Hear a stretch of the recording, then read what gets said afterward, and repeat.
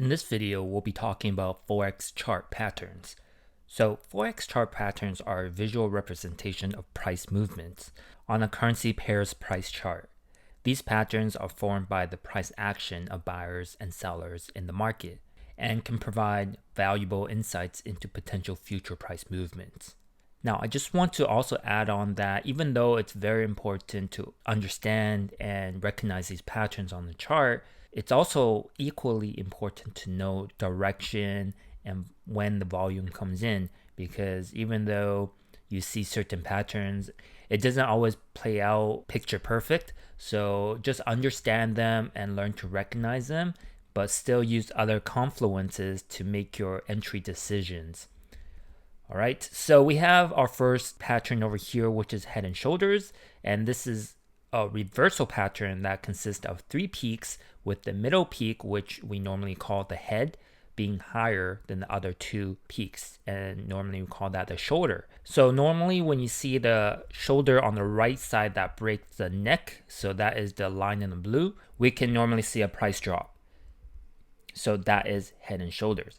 Now, we also have double tops and bottoms, which is almost like head and shoulders, but we only have two peaks over here.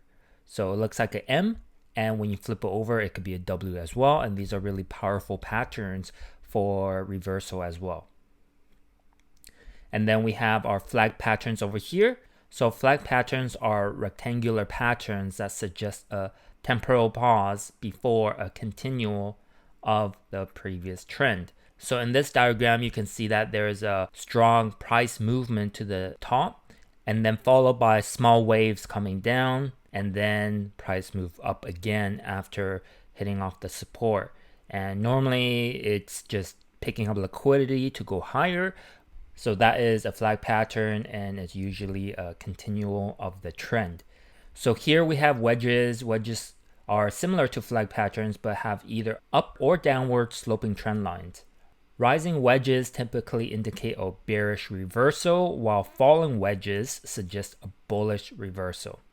And we have these two diagrams over here. So on the left, you can see that there's a bearish rising wedge. You can see the momentum going upward have slowed down, and then once it breaks the trend line, you can see the price falling.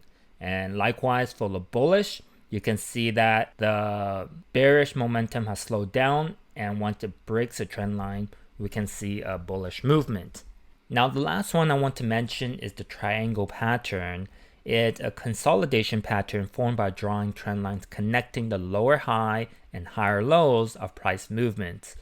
And by doing so, it resembles a triangle. So this is a little different than the wedge and the flag pattern because you can see a horizontal line, and the price action looks like is consolidating.